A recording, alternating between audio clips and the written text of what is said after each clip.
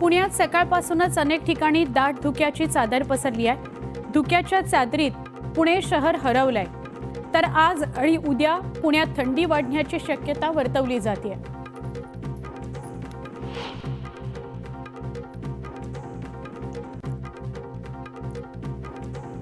चाळीसगाव तालुक्यात रब्बी हंगाम बहरणार आहे।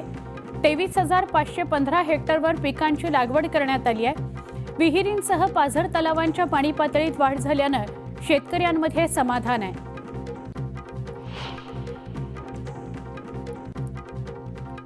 लोणावळा शहर वाहतूक विभागामार्फत रस्ता सुरक्षा अभियान राबवण्यात आले। यावेळी रस्ता सुरक्षेबाबत जनजागृती करण्यात आली। वाहतूक नियमांचा भंग होणार नाही याची खबरदारी घेण्याचे आवाहन करण्यात आले। कराड पाटण तालुक्यात शेतकऱ्यांनी पैसे भरून अनेक महिने उलटले तरी त्यांना वीज कनेक्शन दिलं जात नाही असा आरोप होतोय। अशात बच्चू कडू यांचा प्रहार जनशक्ती पक्षाने आंदोलनाचा इशारा दिलाय। पुढील 10 दिवसात कृषी पंपांना वीज कनेक्शन न दिल्यास ठिय्या आंदोलनाचा इशारा देण्यात आलाय।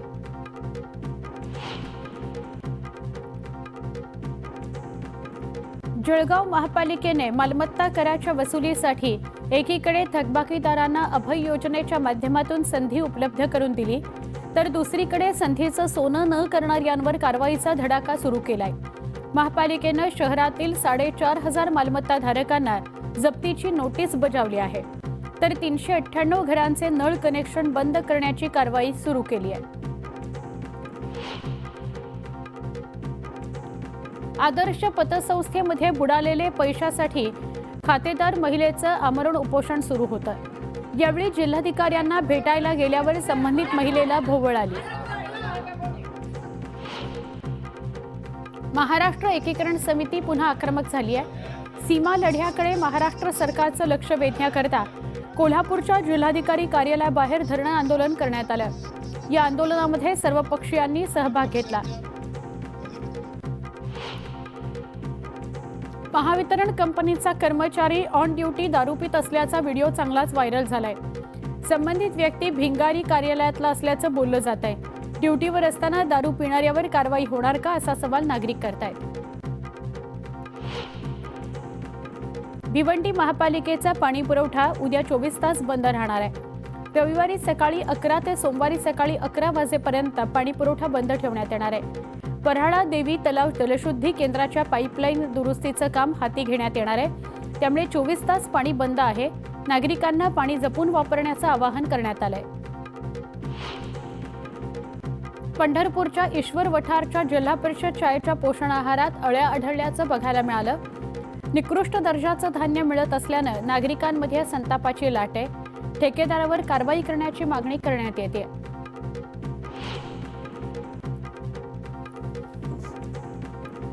हिंगोलीत शेतकऱ्यांची 50% सबसिडीवर ट्रॅक्टर देण्याची आमिष दाखवून लाखो रुपये उकळून शेतकऱ्यांची फसवणूक करण्यात आली। गिरगावच्या 3 शेतकऱ्यांनी जवळपास 8.5 लाख रुपयांची फसवणूक करण्यात आली आहे। संबंधित शेतकऱ्यांनी पोलिसात तक्रार दाखल केली आहे।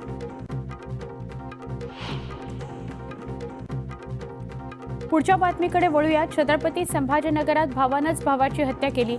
ऑनलाईन गेममध्ये 65,000 हरल्याचा राग मनात ठेवून 17 निर्घृणवार करत हल्ला करण्यात आला। यात तरुणाचा जागीच मृत्यू झाला। या प्रकरणी पोलिसांनी आरोपीला ताब्यात घेतलंय। सांगलीसह जिल्ह्यात घरफोडी करणाऱ्या सराईतांच्या पोलिसांनी मुसक्या आवळल्यात। पोलिसांनी घरफोडीसह अन्य 8 गुन्हे उघडकीस आणलेत। यावेळी पोलिसांनी तिघांना जेरबंद केलं। 8,51,000चा मुद्देमालही जप्त केला। जळगावच्या यावल तालुक्यातील अकलूद गावाजवळ एका अनोळखी इसमाचा मृतदेह आढळला। देशमुख प्लॉट परिसरामध्ये आढळलेल्या या मृतदेहाची अद्याप ओळख पटलेली नाही। पोलीस या प्रकरणी अधिक तपास करतायत। उल्हासनगरच्या विठ्ठलवाडी पोलीस ठाण्याच्या हद्दीत झालेल्या अनधिकृत हुक्का पार्लरवर पोलिसांनी छापा टाकला। या प्रकरणी अनेकांना पोलिसांनी ताब्यात घेतलंय। मानेरे गावात एका चाळीत राकेश भोईरकडून अवैध हुक्का पार्लर मारत त्या ठिकाणी गेला। मागे तुला आठवत असेल एसटी मधला चालकच कुठेतरी तो त्या ठिकाणी शिरला। या संदर्भामध्ये जे काही कडक नियम असले पाहिजेत उलट भारत सरकारने पण पूर्वीचे नियमला दंड फार कमी होता, ते पण आता बऱ्यापैकी वाढवलं. मला वाटतं 5,000 रुपये वगैरे अशा पद्धतीनं केलेले. आणि या सगळ्या दृष्टिकोनातनं आमची पोलीस यंत्रणा असतील, आमचे ट्रॅफिकचे पोलीस असतील, काही ठिकाणी आम्हाला जर काही पोलीस कमी पडले तर त्या महानगरपालिका वॉर्डर त्या ठिकाणी देतात आणि त्याच्यातून ट्रॅफिक कसं सुरळीत होईल याबद्दलचा प्रयत्न करतात. त्या अशा पद्धतीनं सरकारचं नेहमी लक्ष असतं. आता आपण म्हणताय ती घटना दुर्दैवीच आहे, त्याच्याबद्दल आत्ताच तुम्ही माझ्या कानावर घातलं. मी आता गाडीत बसल्यानंतर ताबडतोब फोन करून तिथल्या कलेक्टर असतील, तिथले आयुक्त असतील, तिथले पोलीस ऑफिसर असतील, या सगळ्यांशी संपर्क साधून कशामुळं हे घडलेलं आहे, कुणाची चूक होती. कारण माणूस आहे शेवटी, एखाद्याची चूक एखाद्याच्या जीवावर बेतते हे आपल्याला पाहायला मिळतं अनेकदा.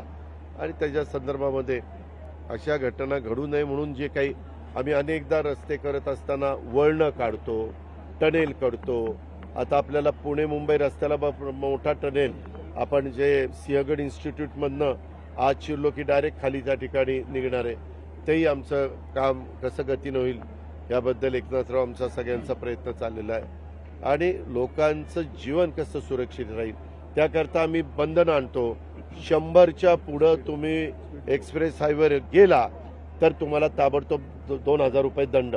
ते कॅमेरेच तुम्हाला कॅच करतो. आणि आता बहुतेकांना माहिती झालंय, त्याच्यामुळे ते बरोबर बघा 100च्या स्पीडमध्ये जातात. अशा अनेक ज्या काही खबरदारी आहेत, जी काही काळजी आहे, जे काही निर्णय आहेत ते घेण्याचं काम राज्य सरकार करत असतं. 16 डिसेंबरला वाल्मिक कराड आणि विष्णू चाटे दिंडोरीच्या एका साईडने केलेलं आहे. या संदर्भामध्ये कुणी काय आरोप केले मला माहिती नाही, परंतु CID, SIT हे सगळ्या ज्या यंत्रणा ज्यांच्यावर ही चौकशीची जबाबदारी दिलेली आहे ते चौकशी अतिशय चांगल्या प्रकारे त्यांनी करावी. कुणाच्याही दबावाला बळी पडू नये अशा स्पष्ट सूचना त्यांना आहेत. आता वेगवेगळे लोक वेगवेगळी माहिती देतात. ती माहिती दिल्यानंतर SITने आणि CIDनं किंवा जे न्यायाधीशांच्या मार्फत चौकशी होणार आहे त्यांनी पण त्या सगळ्या गोष्टीची दखल घेऊन चौकशी ते करतील. धन्यवाद. बारामतीमध्ये सगळ्यात आपला पिंपरीमध्ये हे सगळे भेटायला आले दादा तुम्हाला. कुठला अतिक्रमण? हे सगळेजण तुम्हाला निवेदन देण्यात आले अतिक्रमणाचा विषय त्यांचा. कुठला अतिक्रमण? कुठला विषय? बारामती पिंपरी चिंचवडमध्ये सांगा तुम्ही. अरे कुठलं हे सगळे निवेदन घेऊन मी आले. घेतो ना, बघतो ना मी सांगतो.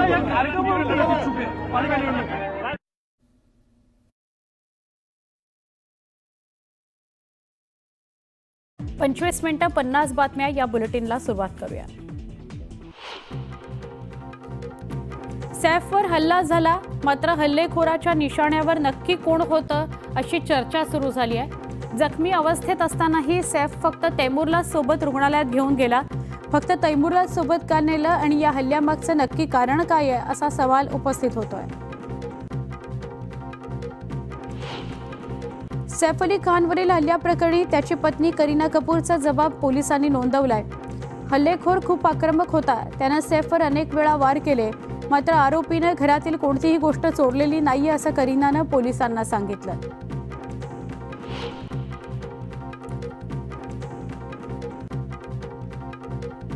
सैफ अली खानवर हल्ला करणारा आरोपी अद्यापही फरार आहे. पोलिसांच्या विविध टीम्सकडून त्याचा शोध घेतला जातोय, मात्र अद्यापही आरोपीला शोधण्यात पोलिसांना यश आलेलं नाही. दरम्यान सैफवर हल्ला करणारा आरोपी CCTVत कैद झालेला आहे.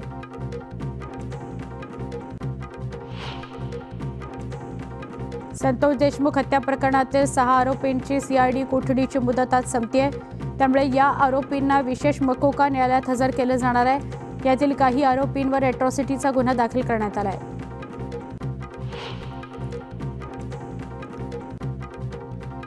संतोष देशमुख हत्या प्रकरणातील आरोपी वाल्मिक कराडच्या जामीन अर्जावर आज सुनावणी होणार आहे.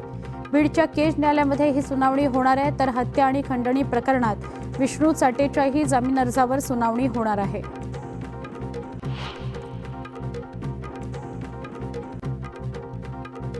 शिर्डीत राष्ट्रवादी काँग्रेसच्या 2 दिवसाच्या अधिवेशनाची आज सांगता होतीये. यावेळी अजित पवारांसह राष्ट्रवादी काँग्रेसमधील सगळे मंत्री, खासदार, आमदार उपस्थित राहणार आहेत. अधिवेशनात नेत्यांकडून मार्गदर्शन होईल. पुणे महानगरपालिकेच्या अतिरिक्त पाणी वापरावर जलसंपदा विभागाने नाराजी नोंदवली आहे. महापालिका जोपर्यंत नेमकं किती पाणी रिसायकलिंग करते याचा हिशोब देणार नाही तोपर्यंत जलसंपदा विभाग अतिरिक्त पाणी मागणीचा प्रस्ताव मंजूर करणार नाही, अशी भूमिका जलसंपदा मंत्री राधाकृष्ण विखे पाटील यांनी घेतली आहे. जलजीवन मिशन योजनेअंतर्गत अहमदनगर दक्षिण लोकसभा मतदारसंघात कोट्यवधी रुपयांचा भ्रष्टाचार झाल्याचा आरोप करण्यात येत आहे. खासदार निलेश लंके यांनी हा आरोप केला आहे. अनेक गावांमध्ये कामं न करता बिलं मंजूर केल्याचा आरोप त्यांनी यावेळी केला. या प्रकरणी केंद्रस्तरीय ऑडिट करण्याची मागणी करण्यात आली आहे.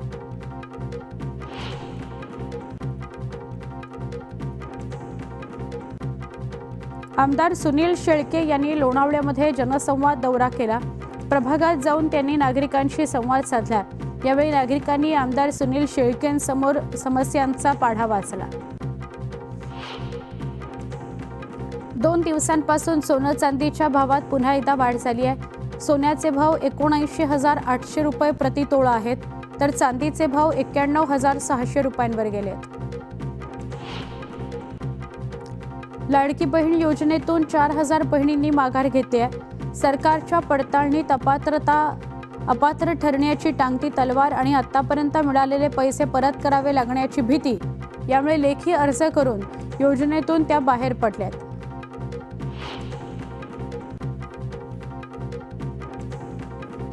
मुंबई राज्य सरकारच्या विविध विभागांमार्फत आर्थिक वर्षाच्या शेवटच्या 3 महिन्यांमध्ये मोठ्या प्रमाणात खर्च केला जातो.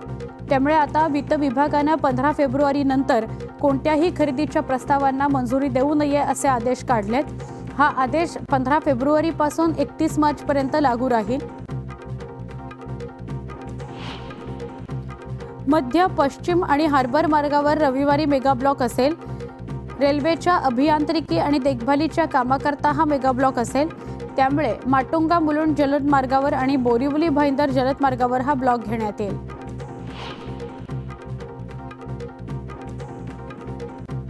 दक्षिण मुंबईतल्या जुन्या मोडकळीस आलेल्या इमारतींच्या लेखापरीक्षणाचा निर्णय म्हाडाच्या मुंबई मंडळानं घेतलाय.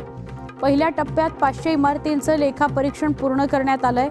यासाठी 5 कोटी रुपयांची तरतूद करण्यात आली आहे.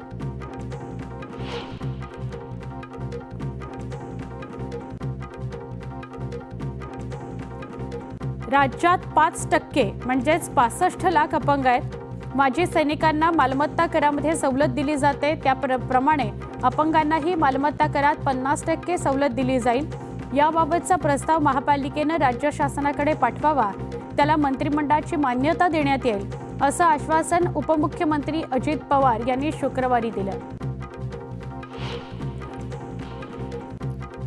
महाराष्ट्र राज्य माध्यमिक आणि उच्च माध्यमिक शिक्षण मंडळातर्फे घेण्यात येणाऱ्या 10वी आणि 12वीच्या परीक्षांचा निकाल 15 मे पर्यंत जाहीर होईल अशी माहिती शालेय शिक्षण मंत्री दादा भुसे यांनी दिली आहे. 10वी 12वीची परीक्षा यंदा दरवर्षीच्या तुलनेत लवकर सुरू होत असून 12वीची परीक्षा 11 फेब्रुवारीपासून तर ही परीक्षा 21 फेब्रुवारीपासून सुरू होणार आहे.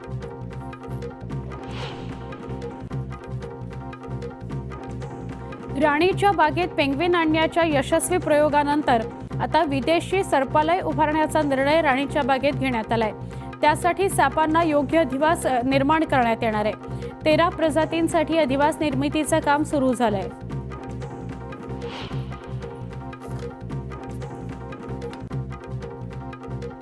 चाळी आणि सेस इमारतींचा पुनर्विकास करताना समूह क्लस्टर योजना लागू केली तर प्रत्येक घराला एक पार्किंग मिळू शकेल. त्यामुळे पार्किंगचा प्रश्न सुटेल असं बोललं जात आहे.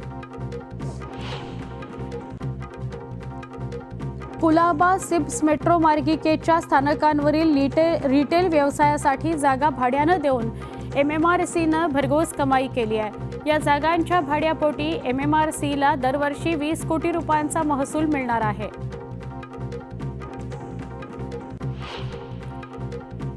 एक महत्त्वाची बातमी, राष्ट्रवादी काँग्रेसचं शिर्डीत अधिवेशन होत आहे. 18 आणि 19ला हे अधिवेशन होत आहे. या अधिवेशनाला छगन भुजबळ उपस्थित राहणार आहेत असं कळतंय. न्यूज 18 लोकमतला सूत्रांनी ही माहिती दिली आहे. भुजबळांची नाराजी दूर करण्यात यश आलंय का अशी चर्चा त्यामुळे सुरू झालेली आहे. आमचे प्रतिनिधी लक्ष्मण घाटोळ यांच्याशी बोलूया. लक्ष्मण, परदेशातून परत आल्यानंतर छगन भुजबळ नाराजीच्या चर्चा थोड्या मागे पडल्या होत्या. काय सांगाल, नाराजी दूर झाली आहे का? ते अधिवेशनाला जाणार आहेत असं कळतंय. सुवर्ण, छगन भुजबळ गेल्या काही दिवसांपासून राष्ट्रवादी काँग्रेस पक्ष अजित पवार गटामध्ये नाराज असल्याची चर्चा होती आणि त्यांना मंत्रीपद जे आहे ते मिळालेलं नव्हतं. त्यानंतर त्यांचं नाराजी नाट्य जे आहे ते संपूर्ण महाराष्ट्राने बघितलं. या सगळ्यानंतर छगन भुजबळ आणि राष्ट्रवादी काँग्रेस यांच्यामध्ये दुरावा निर्माण झालाय का, असे सगळे प्रश्न निर्माण होत असताना आज आणि उद्या शिर्डीमध्ये होणाऱ्या अधिवेशनाला देखील छगन भुजबळ अनुपस्थित राहतील अशा प्रकारची चर्चा होती. मात्र सूत्रांकडनं एक न्यूज 18 लोकमतला माहिती मिळाली आहे. त्या माहितीनुसार छगन भुजबळ साधारणतः 10:30 वाजेच्या सुमारास शिर्डी विमानतळावर उतरतील आणि त्यानंतर ते शिर्डीमध्ये होणाऱ्या राष्ट्रवादी काँग्रेस पक्षाच्या अधिवेशनाला उपस्थिती लावणार असल्याचं देखील सांगितलं जात आहे. त्यामुळे नाराज असलेले छगन भुजबळ या अधिवेशनामध्ये नेमकं काय बोलतात, त्यांची पुढची भूमिका ते त्या अधिवेशनामध्ये उघडपणे बोलून दाखवतात का, त्यांची नाराजी आजपर्यंत त्यांनी माध्यमांद्वारे बोलून दाखवलेली आहे. मात्र पक्षाच्या बैठकीमध्ये अधिकृतपणे ज्या ठिकाणी पक्षाचे सगळेच नेते असणार आहे, ज्यामध्ये प्रफुल्ल पटेल असतील, सुनील तटकरे असतील, अजित पवार असतील, हे सगळेच ज्येष्ठ नेते असताना त्यांच्यासमोर छगन भुजबळ त्यांची भूमिका, त्यांची नाराजी कशा पद्धतीने व्यक्त करतात हे बघणं महत्त्वाचं असणार आहे. त्यामुळे यंदाचं हे राष्ट्रवादी काँग्रेस पक्षाचं जे अधिवेशन शिर्डीमध्ये होतंय ते एकतर धनंजय मुंडे आणि दुसरं म्हणजे छगन भुजबळ या दोन नावांच्या भोवती फिरताना आपल्याला पाहायला मिळणार आहे. त्यामुळे छगन भुजबळ यांची उपस्थिती आणि त्यानंतर त्यांची प्रतिक्रिया आणि त्यांचं भाषणातलं मनोगत जे आहे ते या सगळ्यामुळे नेमकं काय घडतं हे सगळं बघणं महत्त्वाचं असणार आहे. मात्र आताची ही सगळ्यात मोठी बातमी हीच आहे की छगन भुजबळ जे आहे ते राष्ट्रवादी काँग्रेस पक्षाच्या शिर्डीत होणाऱ्या अधिवेशनाला उपस्थित राहणार आहे आणि ही सूत्रांकडून माहिती प्राप्त झाली आहे. सुवर्णा. नक्की लक्ष्मण, धन्यवाद माहिती दिल्याबद्दल.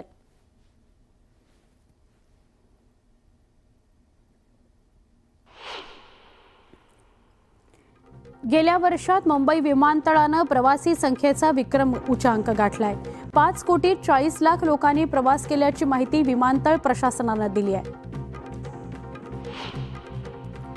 वीज वाहिन्या जुन्या झाल्यानं मुंबईत वीज पुरवठा वारंवार खंडित होण्याचे प्रकार सुरू होते. मात्र आता मुंबई ब्लॅकआउटपासून मुक्त होणार असल्याचं स्पष्ट झालंय. नव्या कंडक्टरमुळे 2000 मेगावॅट ऐवजी आता 4200 मेगावॅट वीज वाहून नेता येणार असल्याचा दावा महापारेषणनं केला आहे. मुंबईकरांना शुक्रवारी दिवसभर उकाडा सहन करावा लागला. मुंबईचं तापमान 35 अंशांवर गेलं असून कमाल तापमान 4.6 अंशांनी अधिक नोंदवलं गेलंय. तर आजही कमाल तापमानाचा पारा चढा राहणार असल्याचा अंदाज हवामान विभागानं व्यक्त केलाय. काही दिवसांपूर्वी मुंबई महापालिका आणि महाराष्ट्र प्रदूषण नियंत्रण मंडळानं केलेल्या कडक कारवाईमुळे मुंबईच्या हवा गुणवत्तेत सुधारणा झाली होती. काही भागात समाधानकारक हवेची नोंद झाली. दरम्यान शुक्रवारी मालाड इथं वाईट हवा नोंदवली गेली. तिथली हवा निर्देशांक 203 इतका होता, तर इतर भागातील हवा मध्यम श्रेणीत नोंदवली गेली. मुंबई महानगरपालिकेच्या CBSE, ICSE, IB, IGCSE या मंडळांच्या शाळेत प्रवेश घेण्याकरता यंदाही पालकांचा चांगला प्रतिसाद आहे. नर्सरीच्या 1242 जागांकरता तब्बल 2700हून अधिक अर्ज आलेत. चारही बोर्डाच्या 21 शाळांसाठी येत्या 3 ते 6 फेब्रुवारी दरम्यान सोडत काढण्यात येणार आहे. सिडकोच्या बेलापूर ते पेंधर या मेट्रो मार्गावर 20 जानेवारीपासून मेट्रोच्या फेऱ्यांचं सुधारित वेळापत्रक लागू होणार आहे. सकाळी आणि संध्याकाळी गर्दीच्या वेळी दर 10 मिनिटांनी मेट्रो धावणार आहे. मेट्रोच्या फेऱ्यांमध्ये वाढ झाल्यानं प्रवाशांना याचा लाभ होईल. कुलाबा, वांद्रे, सिप्स, भुयारी मेट्रो 3 मार्गिकेवरील स्थानकांमध्ये लवकरच फूड स्टॉल, ATM आणि इतर सुविधा उपलब्ध होणार आहेत. मुंबई मेट्रो रेल कॉर्पोरेशन लिमिटेडनं मेट्रो 3 मार्गिकेवरील 27 स्थानकांमधील जागेचा व्यावसायिक वापर करण्याचा निर्णय घेतलाय. त्यानुसार हा निर्णय घेतला जातोय. कासार-वडवली गायमुख मेट्रो 4A प्रकल्पाच्या खर्चात 63 कोटी 67 लाख रुपयांनी वाढ झाली आहे. या मेट्रो मार्गिकेच्या पूर्णत्वाची मुदत 31 मार्च 2024 होती, पण आता मुदतीत काम न पूर्ण होत नाही आहे. त्यामुळे कंत्राटदाराला एप्रिल 2025 पर्यंतची मुदतवाढ देण्यात आली आहे. खर्चात झालेली वाढ आणि प्रकल्पाला झालेला विलंब यामुळे संबंधित कंत्राटदाराला केवळ 22 लाख रुपये दंड आकारण्यात आल्याचं माहिती अधिकारात समोर आलंय. नवी दिल्लीमध्ये पंजाब हरियाणाच्या शेतकऱ्यांनी सीमेवर सुरू केलेलं आंदोलन पुन्हा तापलंय. शेती उत्पादनांच्या हमी भावात केंद्र सरकारची हमी मिळावी या मुख्य मागणीसह 26 जानेवारीला देशभर ट्रॅक्टर मोर्चे काढण्यात येणार आहेत. वेळेवर पगार मिळत नसल्यामुळे बेस्ट कंत्राटी कर्मचाऱ्यांनी कामबंद आंदोलन केलं. कंत्राटदार आणि कंत्राटी कर्मचारी यांच्यातला वाद विकोपाला गेल्यानं कामबंद आंदोलन सुरू करण्यात आलं. या दोघांच्या वादाचा प्रवाशांना फटका बसतोय. मुंबई एसटी महामंडळ दरवर्षी नवीन 5,000 लालपऱ्या खरेदी करणार आहे. यासाठी महामंडळ अंतर्गत पंचवार्षिक नियोजन करणार असून महामंडळात यापुढे कुठल्याही पद्धतीने भाडेतत्वावर बस न घेण्याचा निर्णय परिवहन मंत्री प्रताप सरनाईक यांनी घेतला. जे रुग्णालयामध्ये रुग्णांना अद्ययावत सोयीसुविधा मिळाव्यात यासाठी विविध विभागांचं नूतनीकरणाचं काम करण्यात येणार आहे. दरम्यान 2 वर्षांमध्ये रुग्णांना अद्ययावत सुविधा मिळतील असं वैद्यकीय शिक्षण मंत्री हसन मुश्रीफ यांनी म्हटलंय. मुंबई राज्य मंत्रिमंडळातील ज्या मंत्र्यांनी PS, PA आणि OSD यांची नियुक्ती केली तसंच त्यांच्या चारित्र्याची पडताळणी करण्याचे आदेश राज्य सरकारनं जारी केलेत. उपमुख्यमंत्री, मंत्री आणि राज्यमंत्र्यांच्या आदेशावरून त्यांच्या कार्यालयात नियुक्त्या करण्यात आल्या. मध्य आणि पश्चिम रेल्वे मार्गावर प्रवाशांची बॅग तपासणीवर पोलिसांची करडी नजर आहे. काही वेळा बॅग तपासणीच्या नावाखाली गैरप्रकार केला जात असल्याच्या घटना समोर आल्यानंतर आता वरिष्ठांकडून देखरेख ठेवण्यात येणार आहे. मुंबईत दरवर्षीप्रमाणे यंदाही 19 जानेवारीला टाटा मुंबई मॅरेथॉन 2025चं आयोजन करण्यात आलंय. या मॅरेथॉनमध्ये सहभागी होणाऱ्या स्पर्धकांसाठी विशेष लोकलची व्यवस्था करण्यात आली आहे. पश्चिम रेल्वेवरून शनिवारी मध्यरात्री विरार, चर्चगेट बोरिवली, चर्चगेट आणि चर्चगेट वांद्रे अशा 3 विशेष लोकल सेवा चालवण्यात येणार आहेत.